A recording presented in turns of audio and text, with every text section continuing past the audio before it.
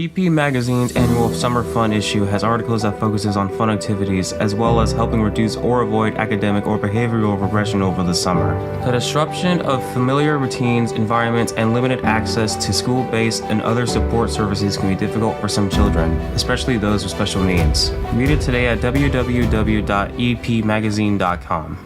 Oscar Mike Radio is a proud podcast partner of REITs Across America Radio, heard every Thursday at 11 a.m. and Sunday at 8 a.m. Eastern.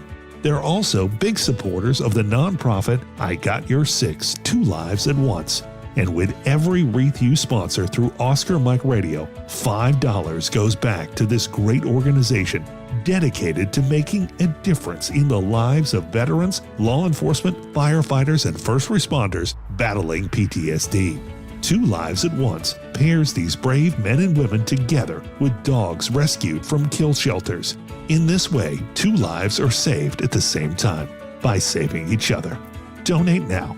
Go to REITsAcrossAmerica.org/Oscar Mike Radio to help. That's REITsAcrossAmerica.org/Oscar Mike Radio.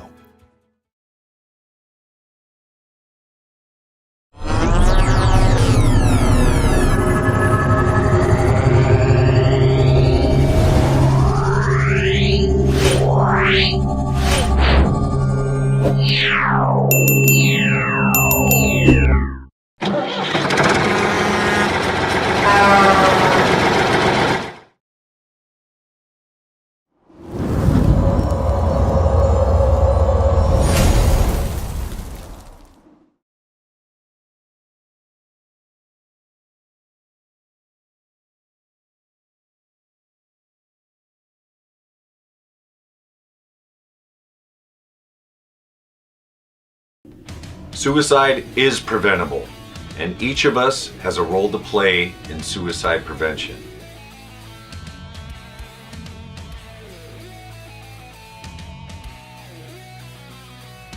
Suicide is complex. There is no single cause. And it's not always a mental health issue.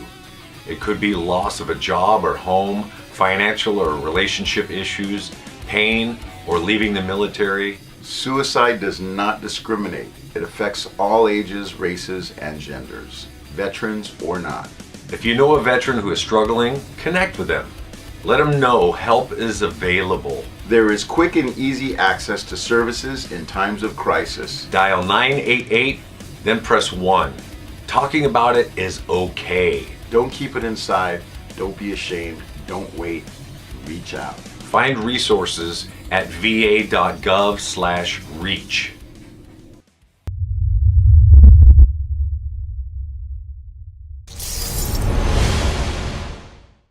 Hello and welcome again to Oscar Mike Radio. I'm Marine Corps veteran and your host. My name is Travis. Oscar Mike Radio is part of the Hoobazoo Network. You can find out more on hoobazoo.com. I want to thank my sponsors, Joyce ASEC of ASEC Real Estate, Army National Guard veteran Mark Holmes, Reapers Detailing and Power Washing, and my supporters, Case on Shaving Company and Exceptional Parent Magazine. Got a special one for you today, folks. We're going to talk about the aspect of preparation. And it's not the Boy Scouts and be prepared, but preparation is a very important aspect in the military, in life, in your career, in just having a family. And there is, in my mind, no better person to talk about preparation and what he's doing in this space than U.S. Air Force Colonel who's retired, Brian Searcy. Brian, well, actually, sir, sorry about that. Welcome to Oscar Mike Radio. Hey, thanks for having me on, Travis. This is amazing. Absolutely. So I got connected through Danielle Rocco, a good friend of mine, and she told me all about you and the Paratus Group and what you do. And I thought that was, my first thought was like, it's kind of interesting, an Air Force colonel using part of the Coast Guard motto to talk about his civilian life. We'll get into all that because it's all good stuff. But, you know, I'm always interested in Air Force people because my grandfather worked for the Air Force. And then I joined the Marine Corps from an Air Force town in Shreveport, Bossier. So what did you do in the Air Force? And then we'll get into more of the good stuff, sir. Yeah, I graduated from college in 1984 and went out of the business world like a lot of people do, and realized that I really wanted to serve my country. So after about 3 years, I went to a recruiter, took all the tests, and was selected to go to officer training school in San Antonio. And from there, I was selected to go to navigator school at Mather Air Force Base. First assignment was AWACS, so I was a navigator on AWACS. Thoroughly enjoyed that. Traveled the world, became an instructor, and then that led to numerous next steps, which was then to JSTARS. Then I had a tour at the Pentagon, school twice, back to the Pentagon, and I was a squadron commander, a group commander, and then the active duty wing commander for JSTARS when I retired in 2010. So if you take that time plus the last 14 years, I've got about 36 or 37 years of leadership training experience that I brought and put into what we're doing with our program at Paratus. Now for people who, I know what an AWACS is, Yep. but I don't know what a JSTAR is. So tell the folks out there what those mean, please, sir. Yeah, so an AWACS, Airborne Warning and Control, it's a 707 airplane, and people have probably seen it. It's got the big dome on top of it. So JSTARS is another 707. It's basically the same airframe as AWACS, but it has a 24-foot radar underneath the airplane that starts aft of the front nose gear and then goes for 24 feet. And it scans right and left of the bottom side of the aircraft. And it is basically monitoring and looking for ground targets. So JSTARS is an airborne control of other aircraft. JSTARS controls and works with the Army, the Marines, all the ground forces, and then coordinates with AWACS to be able to bring in air power when necessary, but also as an intelligent gathering tool, like I said, for the ground forces.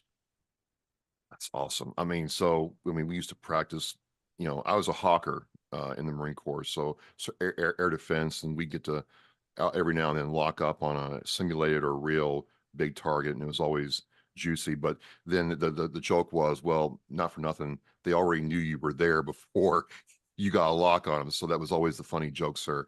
But there is this aspect in your career where, and people don't think of this when they think of the Air Force, where there's a huge amount of preparation needed just to get an aircraft in the air, one, to go to the operating, area of operation, conduct the mission, come back.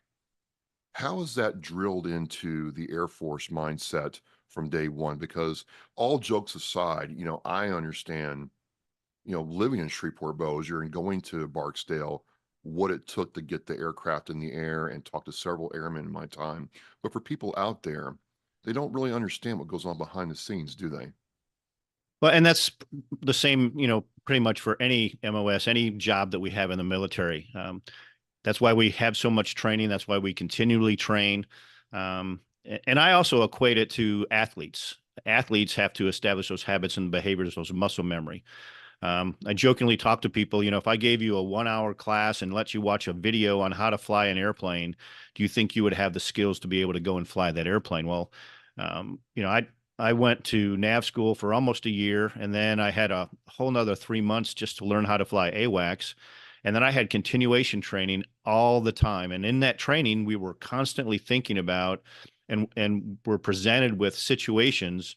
What would you do in this, to respond to this? So one of the key things we talk about in our program all the time is you never rise to an occasion. You only fall to the level of your preparation.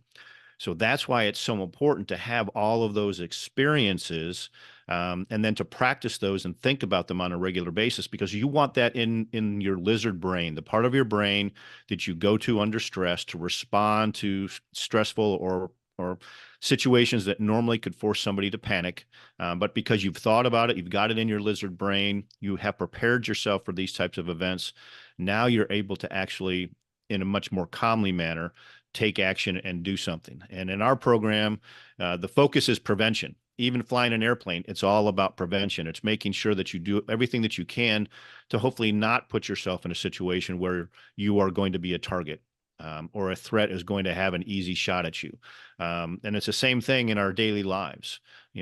Parents have the ability, when they learn and develop these critical skills to pay attention to what's going on with their kids and recognize behaviors early, but more importantly, because what we talk about in our program is not just identifying those things, but it's actually having the ability to take action because you've thought of those actions. So I've taken all of that background of my time in the military, both flying airplanes and then I mentioned I was a squadron commander when I was at Barksdale, and our job was to run the air operations floor in a combined air operations center. So we did that twice on 2 deployments to Qatar, where we were supporting the air war in Afghanistan and Iraq. And that's where I really learned about preparation. I learned about the OODA loop. You can ask me about that here in a second. I learned about Colonel Cooper's colors on situation awareness. So these are all things that I learned in the military. And what we've done at Paratus is taken that and put it into a civilian program. So before we get to Paratus, you served in the Air Force. You served for a very long time at a very high level. What was your transition out of the military like? Because the reason I ask is I've asked some officers like yourself, lieutenant colonels, and even a general, what it was like. And us enlisted, sir, have this idea that when you all get out, there's a stretch limousine that rolls up to the base, brings you home, and there's a red carpet and trumpets and all that good stuff. And you guys just breeze through life and it's all good. And I've heard varying degrees of different experiences. So I'm curious what your experience was like, going from that type of operational mindset and tempo to civilian life.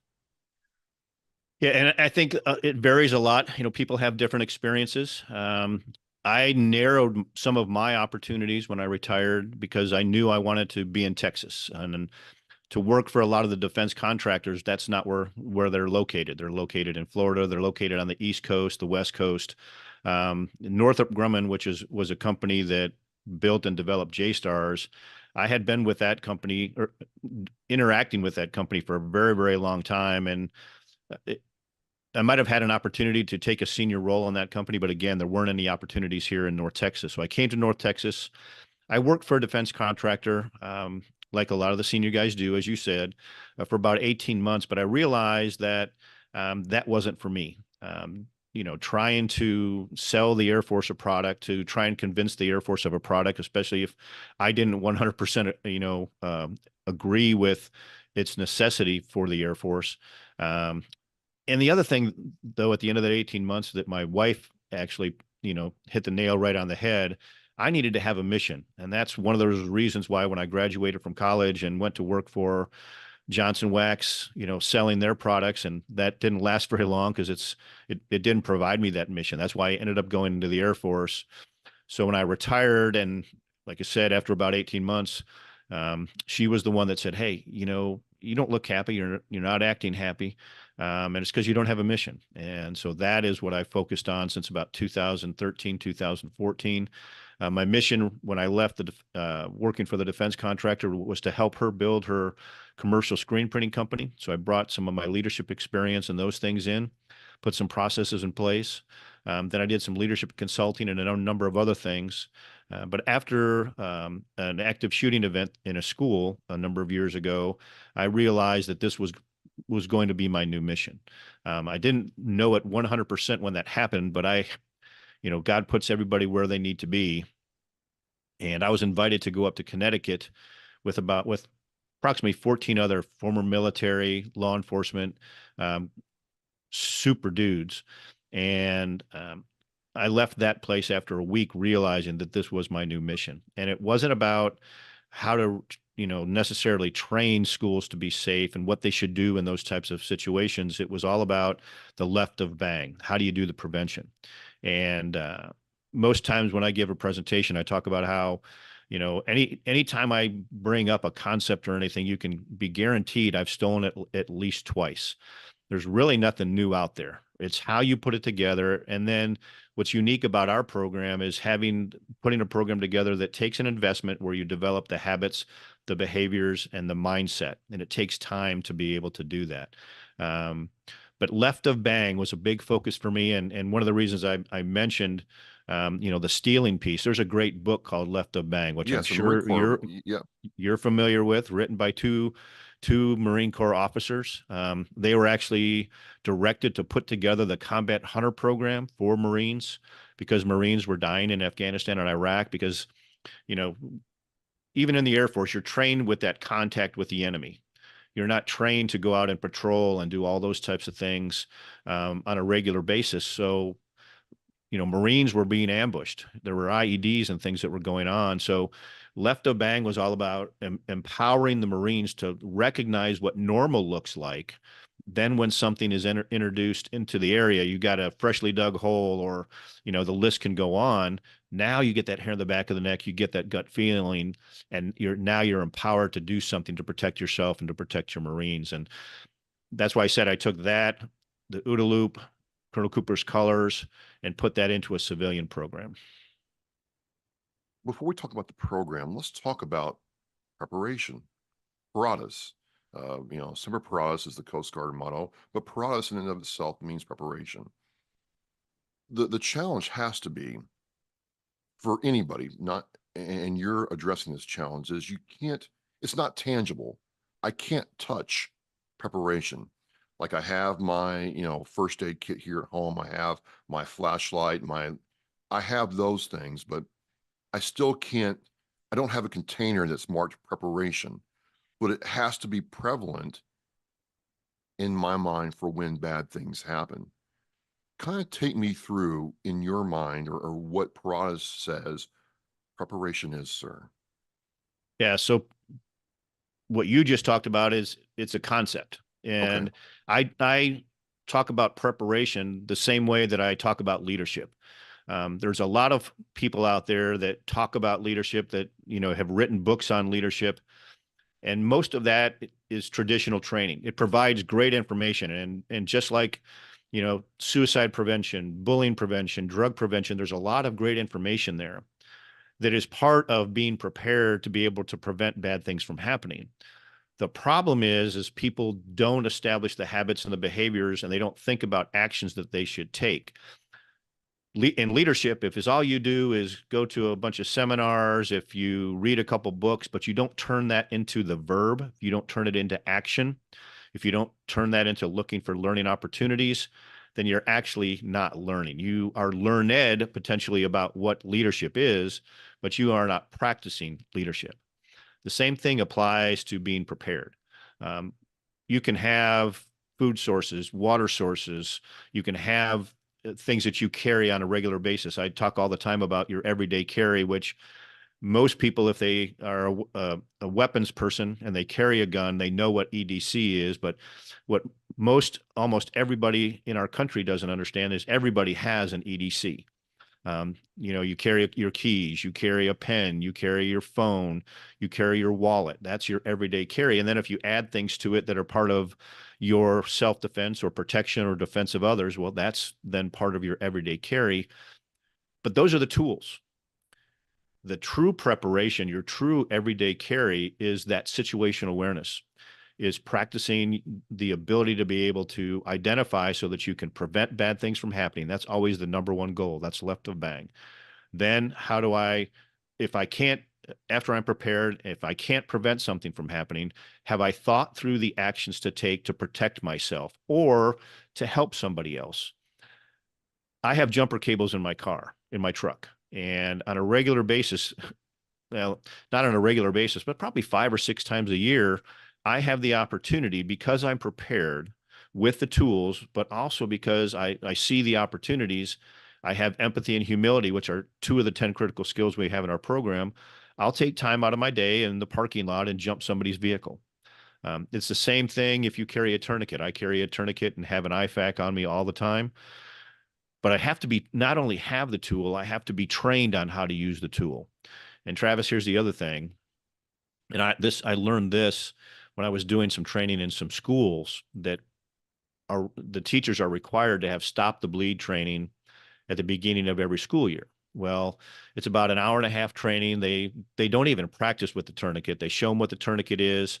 I came in and did some training about 7 months later, and I asked them if they had stop the bleed training. They said yes. So I pulled out my tourniquet and I threw it to a teacher, and that teacher had no idea how to use that tourniquet.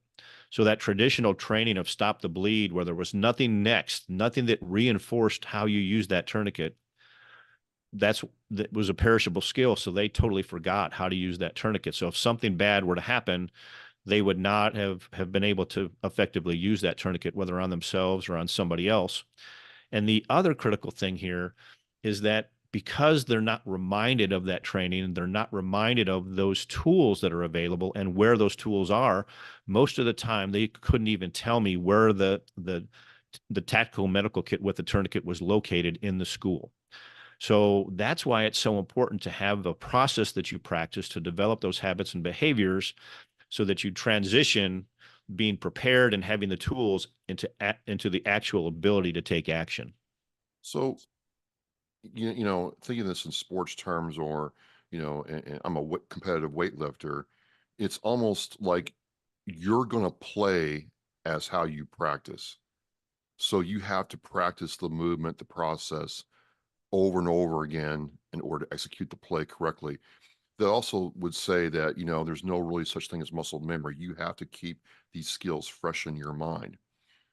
Which leads me to this question. A lot of people are like, well, I don't want to have that head of my swivel mindset all the time. It's a lot of weight to carry. And how do you address that? Because now I disagree with that. I'm like, I'm perfectly willing to take up that extra space and be self-aware. It doesn't really bother me at all. But for some people, that's a huge hurdle. Yeah. So, and there are degrees that people have of levels of preparation. So I am one of those people that truly has my head on a swivel all the time. But I've taken it to the next level.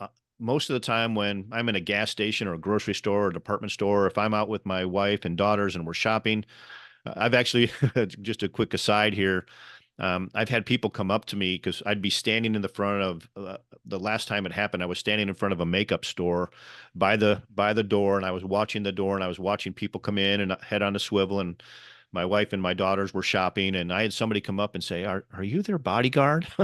So I was actually kind of flattered about that. But so there are degrees, but what we introduce with the Paratus process that we've developed, when you spend about 30 or 40 seconds when you first enter a location and you go through this process, you set that standard of recognizing what normal is, getting into Colonel Cooper's yellow level of preparation, then you can go about what you're doing. You still have to pay a little bit of attention, but what happens is that God-given gift of the hair on the back of the neck, or that gut feeling, when something enters your environment that wasn't there, your senses will pick up on that. Then you now have the ability to go back to your process and analyze, what is causing me to feel that way. So people today, unfortunately, are about 47% of the people that are in the work environment today are afraid of what's going on in their work environment. And we can dramatically improve that by them just being prepared. Preparation is what overcomes fear. And I had a friend of mine tell me that, and then that ties into being able to then rise to an occasion because you are prepared, you have thought about what you're going to do. And then another unique part of our program that I'll just introduce here is that we don't tell people what to do, Travis. We know that everybody's an individual. Everybody has different skills, capabilities, moral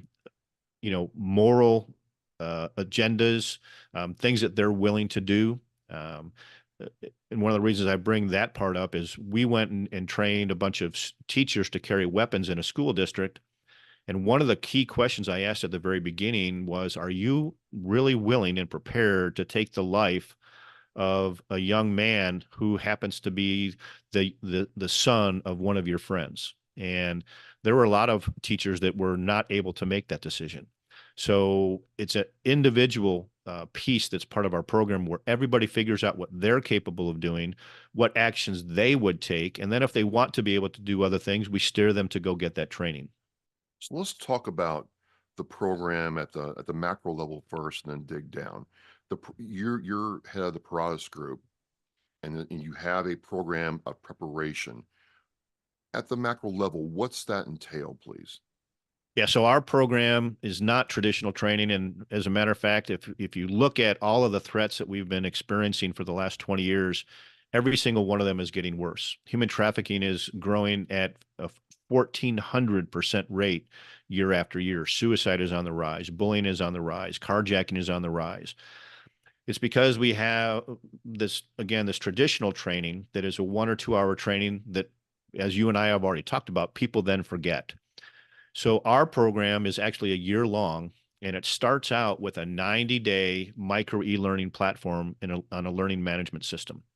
Um, it takes 21 days to establish new habits and 90 days to establish new behaviors. So that's what we are empowering in that first 90 days. And what you get in the first week, we have a week's worth of videos. Those videos are about 12 to 15 minutes long. And we're introducing what is situational awareness, what are all of the threats we face today, what are the 10 critical personal skills that you need to be able to practice situational awareness, and then we introduce our process, our 5-step process. That's what happens in the first week. From week 2 through week 12, then they get a video that's about 3 or 4 minutes long. We just want to reinforce their development of their own habits, behaviors, and a mindset. So Monday, Wednesday, and Friday, it's a 3 to 4 minute video.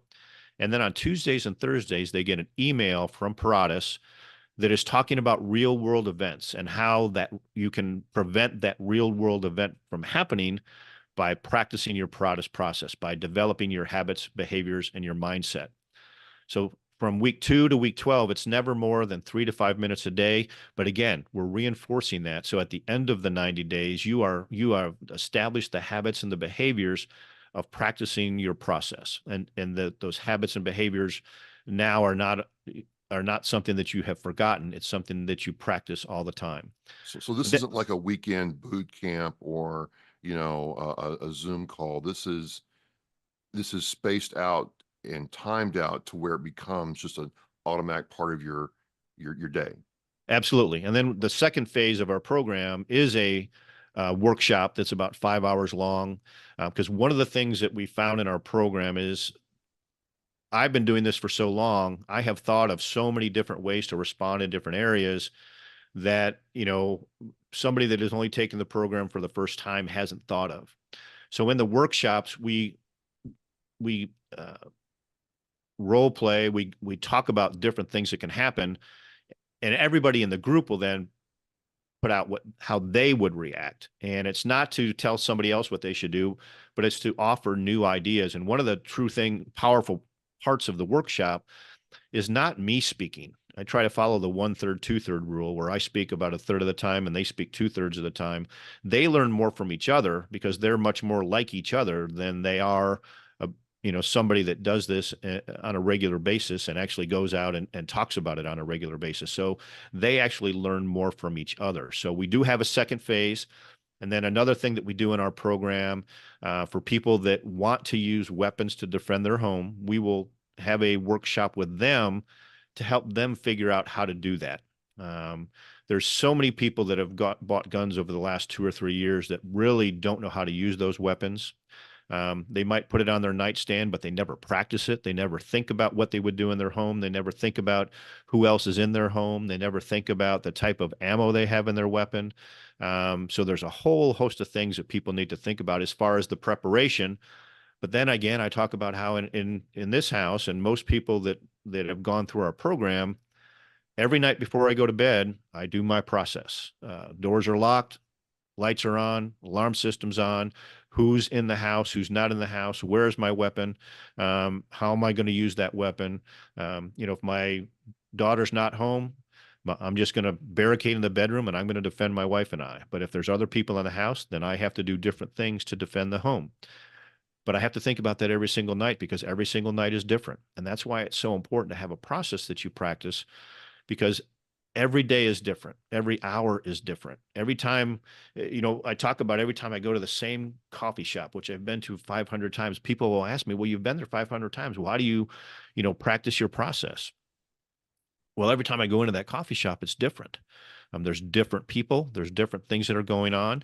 I'm going to have some different experiences. One of the things that I do in my process is I look to see if there's anybody that's out there that's like you that I could count on in case something happens. And there are times I'll walk into that coffee shop and there's nobody there that I can count on. There's other times that there are 10 people that I can count on. And but I'm also potentially going to be having a meeting, or I could be bringing my family. So every single time is different. So that's why as part of our information that we provide and part of our program, it's all about people being empowered to understand that this is not traditional training. You do have to put an investment in, but when you put that investment in, you learn what normal is, you become prepared, and that's actually makes it a much fuller life because now you're not living in fear. Okay, sir. So let me use an example from my life about what I do in a situation, and let's for right now grade it against the Paratus process, and you tell me if it's adequate, lacking, or on par. So I fly.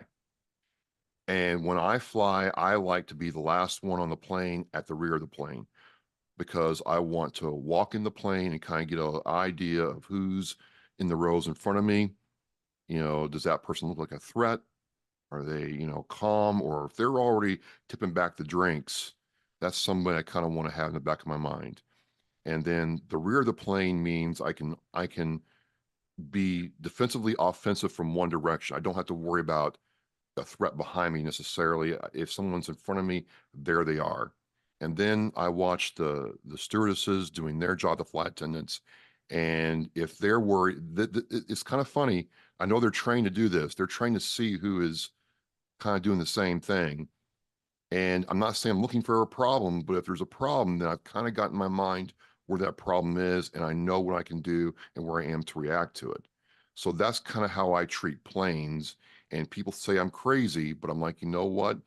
If somebody's going to get wild at 3,000 feet, I want to know that I can take care of the problem or help someone take care of the problem. How does that play against what you teach in the Paratus process? Yeah, so that is awesome. I do it a little bit opposite, but a lot of the same things. Okay. I normally sit in the front of the airplane and I'm watching everybody as they get on the airplane. So I'm looking to see what baggage they have. If they have a backpack, are they paying attention? Are they looking at different things? Are they averting their eyes? And then I'm looking at every single person that goes by to determine if that is somebody I'd be able to count on. It's interesting. Unfortunately, today, most of the time when I going through this process, there are very few people that get on that airplane that I believe I could count on. And then I took a flight about 2 weeks ago, and it must have been a bunch of military guys that were going somewhere because there were 15 people that got on the airplane. I go, well, I'm not going to count on them. I'm going to help them if something happens. I'm paying attention to the flight attendants, just like you said. I'm also watching who is getting on the airplane to see if there's an air marshal on board, and I'm also looking even before the boarding process because they're usually going to board first. So I'm looking to see who is queuing to potentially get on the airplane to see if there's an air marshal on the airplane. Because for me, that's important. There's a number of things that I would do, downstream if something were to happen, if there's an air marshal on board.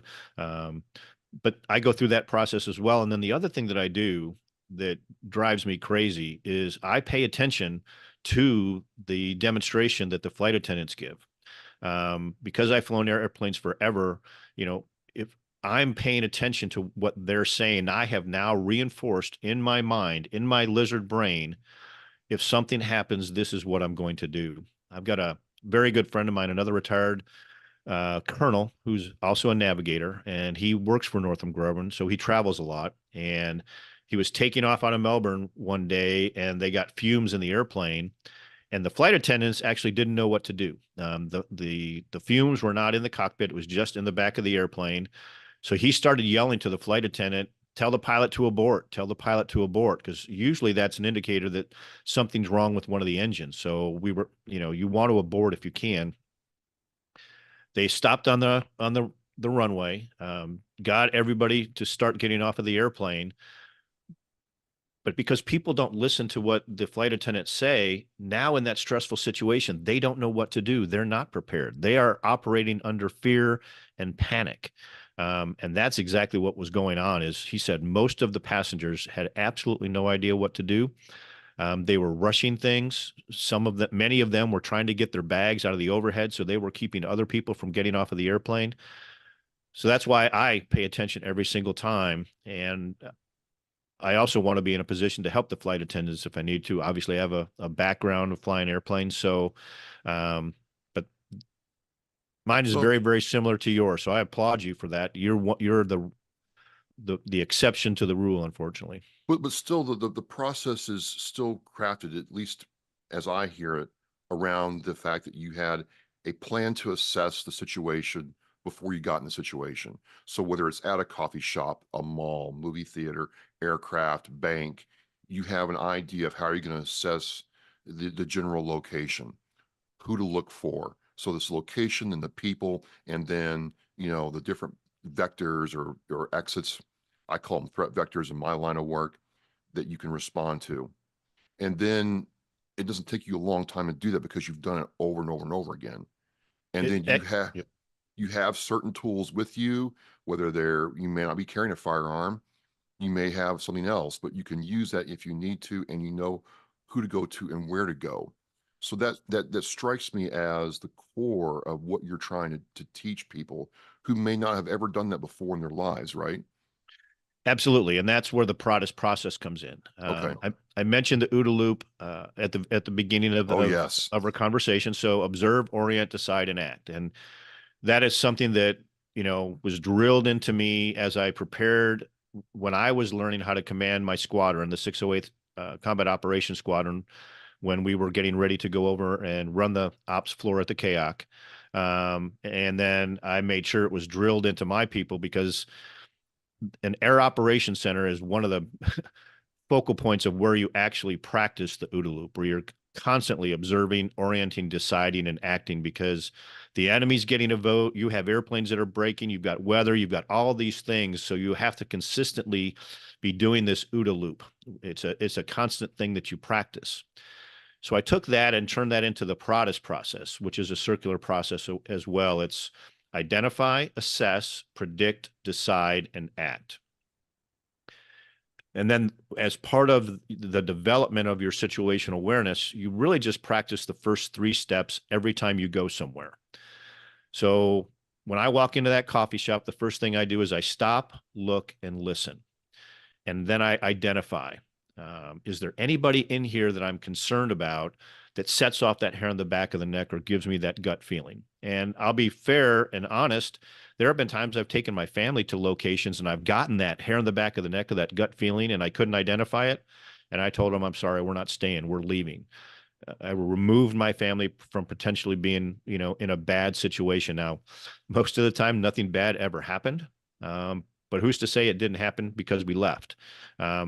So that is probably, again, to the extreme, but that is what I've chosen to do as part of my piece. The next step then is you assess. So can I sit so my back's not to the door? Where are the exits? Do the bathroom doors lock? Is there security here? Are there other people that I could potentially, count on if something bad happens? Is there an AED? Do I see a tactical medical kit somewhere?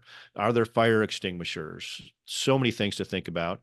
And then, so it's identify, assess, and then predict. Now I think about if I see something happening, if I see somebody that I think is being human trafficked, what would I do? If I see people getting into a fight, what would I potentially do? If I see somebody walk in that is wearing a trench coat in the middle of summer, what would I potentially do?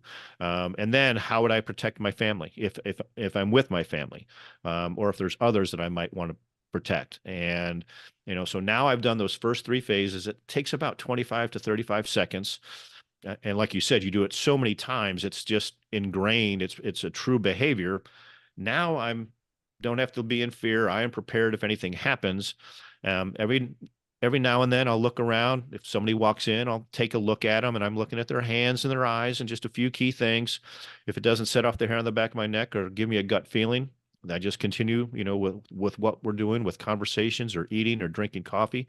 But there have been times where I sense and I get that hair on the back of the neck that somebody's, preparing to get into an argument with somebody, or, I've had situations where fire alarms have gone off and people start to panic, but because I've thought about what to do in that situation, I then go to the 4th step. So identify, assess, predict, decide.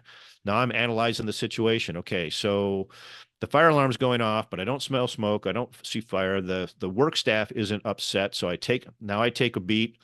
Potentially, I do tactical breathing. I practice that all the time. We teach that in our program as well. And there are times where it's no kidding a fire. Now we've got to take some action.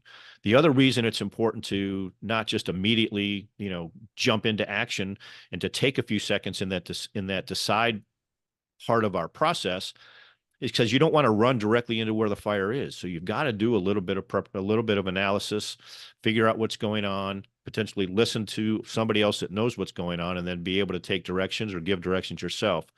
And then the fifth step then is if you actually do have to leave because there's a fire in this example, then you act. So it's identify, assess, predict, decide, and act. Very infrequently do you get to the decide and act, but when you have to, you have now prepared yourself by practicing those first three steps. You know what you're capable of doing, and then you're now empowered to actually act and do something. So as you're sitting here talking to me, one of the things that came to mind is this is all good if it's just me. And a lot of times it's just me going to my places, I'm on the train going to work, so on and so forth. But sir, in my experience, when I have my children, and yeah, they're kind of, they're not babies anymore, right? But they're still my children. When they're with me, I put their safety ahead of mine. So in my OODA loop, it's like, okay, if there's perceived threat or real threat, I want them as far away from the threat as possible before I even, decide to do the decide or act. Is that appropriate, or how do you, because I'm sure a mother or even a father out with kids alone or with a family is thinking the same thing. Yeah, so then that's a big part of what we talk about in our program as well. Our program, we go to businesses and churches and schools, but our main focus is families. It's Okay. parents. What we have seen over the last 20 or 30 years, in my opinion, and you can share your opinion on this, but parents have abdicated a lot of responsibility to schools and to others, and they're not teaching their kids the necessary skills that they need to be successful in life. And it's not because they don't want to or can't, it's because they were never taught the skills. These skills have atrophied over the last 20 or 30 years. So with our program, when we empower parents to practice their 10 critical skills, which by the way, only 7% of kids that graduate from college today actually know what these skills are and are able to practice them on a regular basis. So that's a whole nother scary story. But when we empower parents with this process, with the 10 critical skills, and to know the indicators that they're looking for in their kids, that's how they can help protect their kids. But what they're also doing through contagious behavior, through learning opportunities, they're making sure their kids learn and develop this skill. And this whole process, I've been doing this for a long time. Just, over the last 5 years, I've turned it into my mission.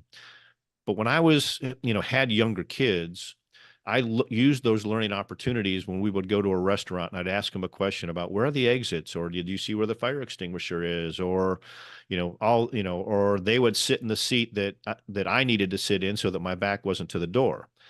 Well, my oldest daughter, who's now 33 years old, when she was a young teenager, we went to a restaurant with family friends, and her friend went to sit in the seat that my daughter knew that I needed to sit in. And my daughter told her friend, "I'm sorry, you can't sit there. My dad has to sit there." And her friend said, "Well, why does your dad have to sit there?" And my daughter rattled off, "My dad has to sit so his back's not to the door. He needs to see the exits. He'll have a plan of action if anything happens, and he's going to tell us what to do." So she learned through the contagious behavior how to practice this process at an early age, and now she practices it all the time. And it's at a point now in our family where, and I'm like you, if my family is with me, my number one goal is to protect my family and make sure they're safe. Once I know that that's the case, then I will decide if I'm going to do something else to potentially protect others, or go take out whoever the perpetrator is. There are times I won't do it, but there are times I will. And I have thought through from a mental, decision-making standpoint, those things that I am prepared to do. But number one is to take care of my family, but they have also learned and developed this skill, so they know exactly what to do in these situations. So I don't have to tell them a lot. I just am looking at, and they're already doing the actions that they need to do to take cover or prepare to leave or whatever the case is. So it's when the entire family is prepared, that's how it happens smoothly. And then we all figure out what we're capable of doing. And the other big part of what we talk about at Paratus and why we think parents and families learning this skill is so important is we all need to come together in our communities and take on this responsibility for the safety of our families, but also for the safety of our communities. We need to help all of our emergency responders because of things that are going on. It's like we see with all the divisiveness in our country today. I actually believe 75 to 80% of the people in our country are in the middle. They have common sense and they want all the crap that's going on to be fixed. It's the same way when we take care of our communities. When people are prepared, when they're not going to allow a bully or a group to, to do certain things. The bad people that are out there, the perpetrators are looking for the easy victims. When we have very, very few easy victims, and then we have a lot of sheepdogs that are around, that's how we are going to be able to truly make sure that our communities stay safe, especially with a lot of stuff that is going on today. That's why it's so critical for people to become prepared and not just to be able to do the things that they need to do, but like you talked about at the very beginning, also have the tools. I talk many, many times about, if there's power outages or there's some type of an attack on our infrastructure, most people today are not prepared and won't make it past 2 or 3 days. And there's a great book by Vince Flynn called Total Power, where a foreign actor takes down the grid in the United States, and within 5 days, there's anarchy. And Well, that's all it took. we saw this during COVID, sir. We saw this during COVID where people were getting in fights at Walmart over toilet paper. And then I'm like, this is just toilet paper. We're not even talking about fresh water, which most people don't understand. They've only got maybe a day or two in their house before they're completely out. I mean, it's going to be anarchy. Well, Um, it's sanitation as well. That's what another thing that people yeah. don't think about. Um, So to answer your earlier question, I believe that parents have let the schools, for lack of a better term, take over. I think, having these tools and this robust program that you have will give parents the means to protect their families. I think that's also something that I want to ask you about is as things have gone on, I think people are waking up, sir, to the fact that you can't really trust the government or your local fire and police to protect you. It's becoming very clear. I mean, it used to be, well, I mean, I live in the city, the police are 2 minutes away, I'll be fine. And people are finding out that 2 minutes is a long time at best, right? So I think there is shifts in thinking. I just don't think it's hit flashpoint yet. But for those people who've gone through your program, whether they're a single mom or a mom and dad family or a retired person, what's it like watching them go through their program and start adapting the mindset that you're trying to instill in them with the Paratus method? Travis, that's actually the biggest reward that I've been getting, and those that are associated with our program is when we get the feedback from those people that have gone through our program. They recognize what normal is, and then they actually get their eyes opened and see that there's a lot of crap going on in our neighborhoods and in our communities that people, when they have the blinders on, they aren't aware. They hear about a number of the threats that we face and our kids face out there, but because they have those blinders on, because they think it's not going to happen to them, or they think their community is safe, again, they don't take it seriously until something bad happens. In our program, in the first week, we have a survey. In question number 5, we ask, how many of you that are going through the program have, experienced in your immediate family or close friends one of these 8 threats, like rape, sexual assault, human trafficking, suicide. 92% of the people that have gone through our program have had something like that happen in their life. And a lot of times what we see out there is stovepipe talk about how do you stop human trafficking? Well, the traditional training doesn't work. So you need to be empowered with a program like ours to help prevent human trafficking. How do you stop suicide? Traditional training doesn't work. You have to empower people to take action when they see the indicators. One of the best stories was from a retired couple who really want to try and do something about human trafficking. And they had gone to a lot of events where they were introduced to all of the indicators, and they were really good on knowing what those indicators were. And they actually shared that they had, on a number of times, thought they had seen young boys or girls that might be, somebody that's being human trafficked. But because they didn't know what to do about it, just calling an 811 number isn't going to do anything. People aren't even empowered to do that, even though that's part of, what they tell you to do if you see somebody being human trafficked. So they took our program, they learned what normal was, but more importantly, they practiced the process, and in the predict phase, they figured out, okay, if we think we see a young boy or girl being human trafficked, this is what we're now going to do. This is the action they're going to take. So not long after that, they see a young girl that they believe is being controlled by the man that is with her and is being human trafficked. So they waited until the man took the girl out and walked outside and went to a car. They followed the man and the girl out to the parking lot. They took a picture of the license plate and a picture of the car. And as that car was driving off, they dialed 911 and told the dispatcher they thought that a young girl was being human trafficked, gave the description of the car and the license plate. And, while the dispatcher was typing in, it came up as a stolen car. And she actually said that over the phone.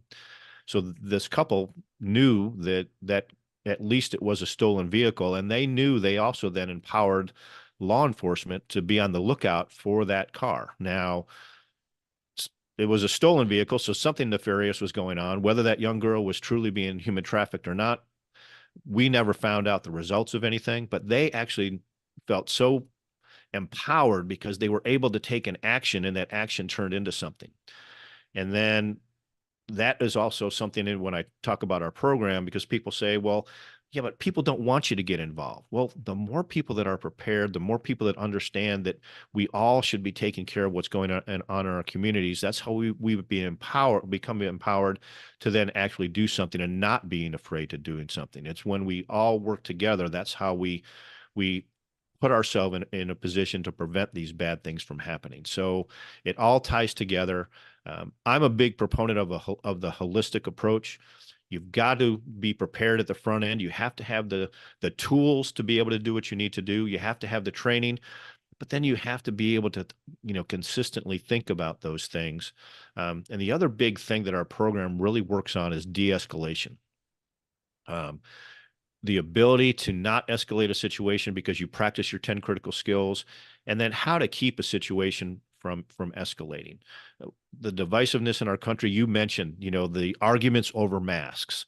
It takes two people in those situations to have that argument. If just one of those individuals has empathy, has humility, can practice their 10 critical skills, knows how to de-escalate a situation, is able to walk away, that's how we solve in my opinion, so many of the problems that are going on today. De-escalation is huge, and you shouldn't do that when two sides are pointing guns at each other. I'm a big proponent of carrying. I carry myself, but if you don't have to draw it, that's a good day. That's a really good day. It almost seems like, going back to this idea of preparation and being aware and then empowerment, evil will only flourish if good people do nothing. So that is to say, without people being prepared, without people being ready to act and observing, evil can exist in this vacuum, no problem. But what the Paratus Group is trying to do, what you're trying to do is, if someone is acting in a bad manner toward a child or to somebody else, and 20 people see that, it's not going to get very far, it seems like. That's the nail on the head. So what I talk about, one of the simplest places to really learn and practice this skill is at a gas station. The assaults and robberies in gas stations are on the rise because people don't pay attention. They have no situation at a gas station. They sit in their vehicle. And when I pull into the gas station, I practice my process. I identify,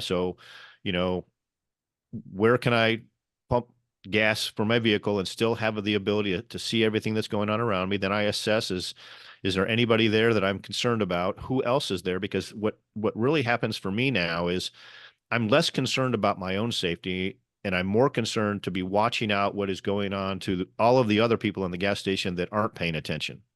Um, and by default, if I'm looking out to make sure that they're safe, well, then I'm going to be safe.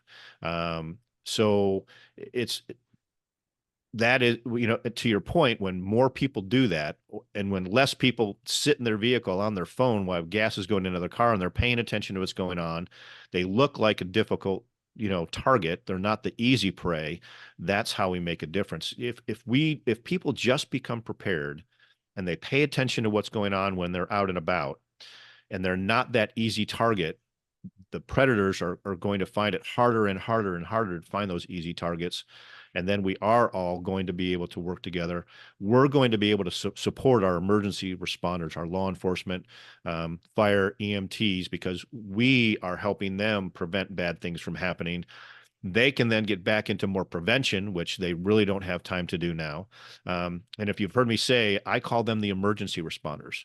They today hopefully will come when you dial 911. You said 2 minutes. My experience with law enforcement many times, because they are so overtasked, it can be 3 to 5 minutes. And if you're out in a rural part of Texas here, it can be 10 or 15 minutes. So you have to be the first responder. You need to be prepared to be able to deal with whatever it is, have the tools, have the training, but have the habits, the behaviors, and that mindset to be able to actually act and take action. Sir, I mean, 5 to 10 minutes is a lifetime in certain situations, as you know. A lot can go right or very, very wrong, very, very fast. How can people connect with you, the Paratus Group, and can they do it individually? Do you prefer to do it in groups? So, like, if there's a community group, a school, or women's auxiliary wanting to take training, do you do it at the group level, or is it all just person by person? I'm just curious here because people are going to want to know how to connect with you. Yeah, so we do all of the above. So Okay, great. what I prefer to stand in front of, 100, sets of parents, or 200 sets of parents, or a large church group, and introduce this program to them, and then offer them the opportunity to enroll in our program so they can actually establish the habits and the behaviors. People can just go directly and enroll in our LMS, and it's everything that they need is right there. So it doesn't have to be a live event. But I really enjoy, setting that foundation, getting them to really understand how important it is.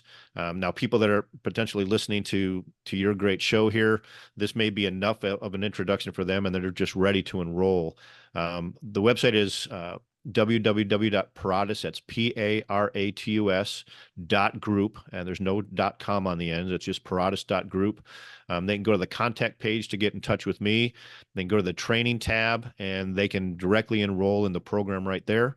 And like I said, it's in the learning management system. It's all self-contained. Everything that they need is there.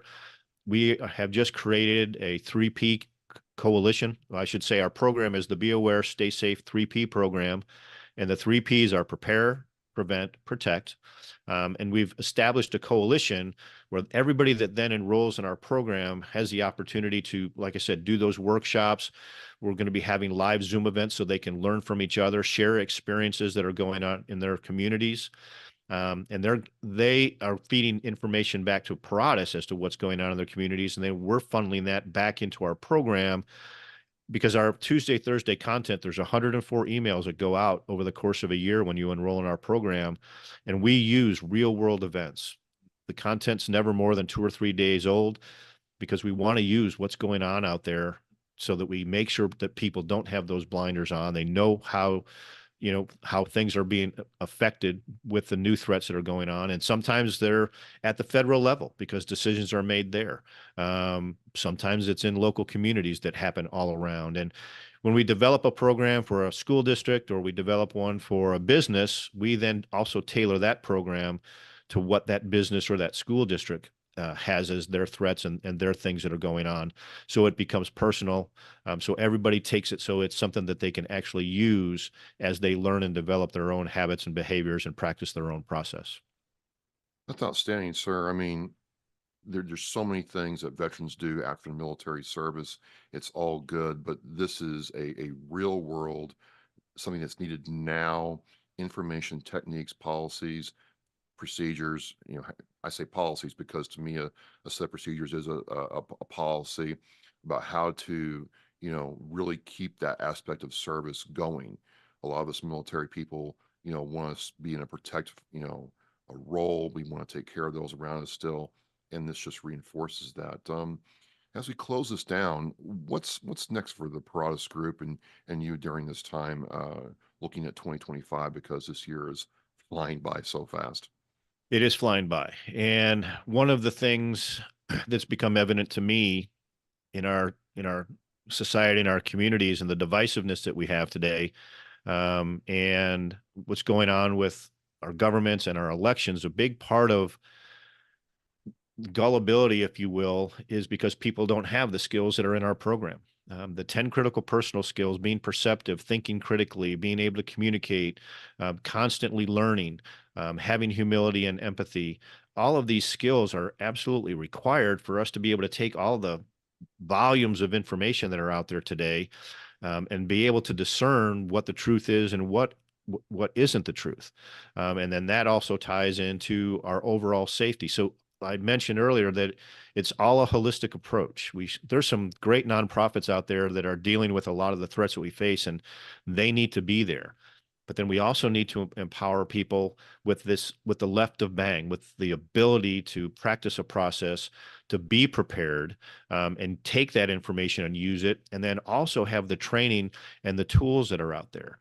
Have extra food, have an extra cooking source, know how to, have purified water, have a safe place for your documents, not be in a position where you have to rely on a phone and those types of things. There were people here not too long ago in North Texas where AT&T had a problem, and people couldn't get to their locations because they couldn't use the maps on their phones because they didn't know how to use a paper map and follow directions just to get somewhere, because they're so reliant on that. So it takes all of that preparation. And again, it all ties together. We empower parents, and parents empower their kids. Hopefully, prayerfully, 20 years from now, this won't be a problem anymore, because we will go back to how it was when I was growing up, when you were growing up, where we were outside all the time. We weren't on our phones. We learned and developed these 10 critical skills. We learned through the things that we did, how to make mistakes and how to learn from those mistakes. But you have to have this skill to be able to do it. Well, again, ladies and gentlemen, you see the value of the veteran. You see the value that service can bring to the community after retirement or leaving the service, and this aspect of preparation. If you've been around any kind of person in the military, we prepare. We play like we practice. And so this aspect of the Paratus Group, I think, is needed now more than ever. Colonel Searcy, I just want to thank you for coming on and talking with me. I have learned a whole lot. I'm just like totally locked in to what you're doing, and wish you all success. And thank you again for coming on Oscar Mike Radio. No, thanks for having me on, and thanks to Danielle for putting us together. She and Scott are awesome, and she's doing some great lightning. things. Yep. You can say it, sir. She's cage lightning. Absolutely. Well, thanks for having me on, Travis. As we say in Oscar Mike Radio, we are Mission in Flight. I want to thank you all again for watching. I'll have the links to the Paratus Group in the Oscar Mike Radio show post. And I'll close with this. We're Mission in Flight. Thank you. Remember, OODA teaches our mission. We care about it, and we do it every day. But I think there are things that just hit you and give you a reason to go on. The theme for our 2024 for Reach Across America is Live with Purpose. It just seemed to fit in with the vows of the REAP, the 10 attributes that we feel represent our United States military. I thought, what a great opportunity to put those two things together and show our kids through how we act some of the things that can make their lives better, their communities better, and by doing that, the country better. For me, Live with Purpose, I think, it's a mindset. Set some guidelines and then go out and purposefully make life different, make a change. It's an opportunity to set an example.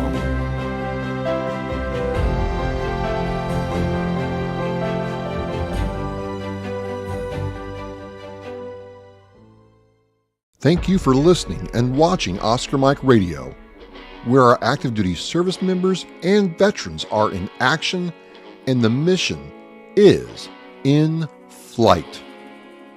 Oscar Mike Radio is an oversized load Co-Sinister One production. If you are a veteran or know a veteran who needs help, please dial 988 and press 1 for the Veterans Crisis Line.